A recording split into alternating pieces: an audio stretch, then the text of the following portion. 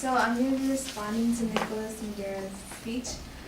His main claim was that the fat acceptance movement fails to effectively help victims of fat shaming overcome his or her real problems. His main points were A, that the FA promotes an unhealthy lifestyle, which ignores the dangers of being overweight. B, that the FA fails to prove that fatness is a form of body diversity and that should be tolerated and respected. C, that there are major health risks associated with overweight and obesity. So first, I'd like to mention that Nick provided background information about the FA movement, such as when it started and who started it.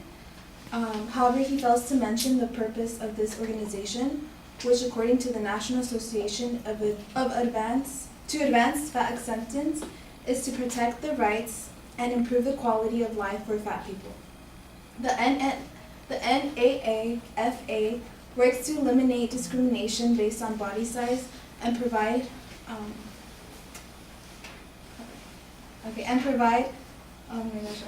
it's to protect the rights and improve the quality of life for fat people.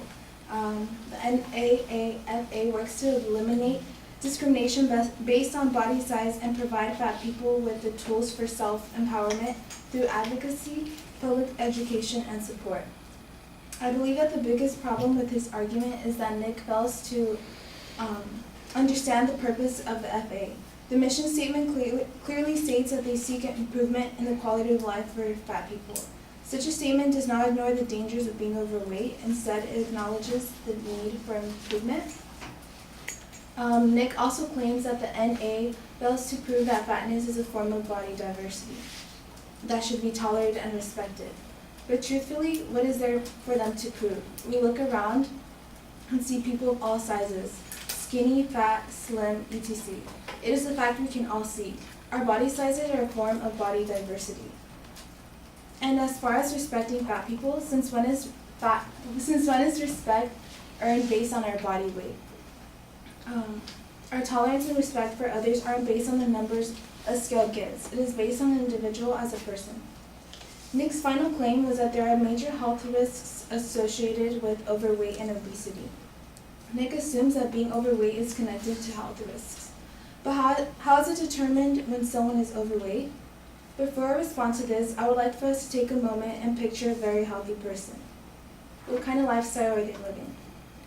For most of us, we'd envision a person who exercises often and eats well. That is exactly what bodybuilders do. But because of something known as BMI, body mass index, a mathematical formula that compares your height and weight, the heavier your weight compared to your height, the more likely your body is overfat. Bodybuilders are identified as overweight and obese. Nick also mentioned that these obese individuals are overweight because of their bad habits. He supported this by providing a statistic on the average amount of hours people spend watching TV. However, bodybuilders are actually spending countless hours in the gym and are still labeled obese and overweight.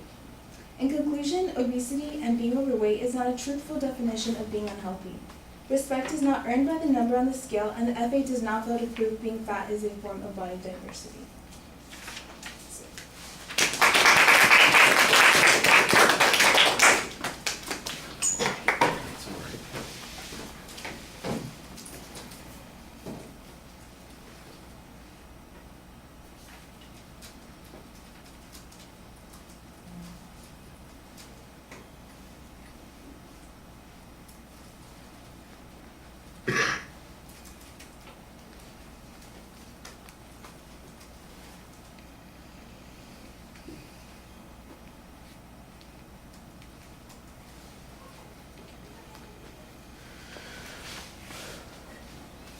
All right, well, you kind of go to the background argument just like the advocate did, discussing what the mission of this group is and suggesting that the advocate's argument about this is misplaced, that they have failed to understand what the real goal of the group is, and that that is a perfectly legitimate goal, and you kind of defend that a little bit. I think that that's okay. Although the need to defend those rights or to avoid discrimination, I don't think any of that's been demonstrated here, that their rights are being limited in any way or that they are discriminated against in some way. I think it might have made sense for you to maybe develop a little bit of an argument on that to show that there's a justification for the existence of the group in the first place.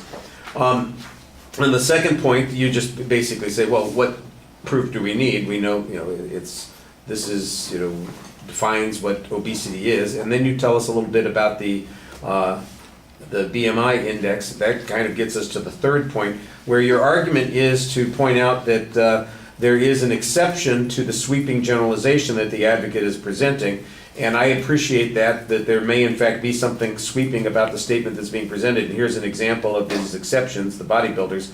However, I'm not sure bodybuilders make up the vast majority of people that are obese according to the BMI. And at the end, when you say that health is not really a point on the scale, I'm sure that that is to a degree true, but most doctors will tell you that there is a point at which you need to say you're carrying more weight than you need to, that is healthy. The question is, does this organization disincentivize people losing weight? Does it incentivize people or suggest that they don't need to worry about those kinds of things, in which case they are in fact doing something counterproductive? What kind of evidence did the advocate offer on those points?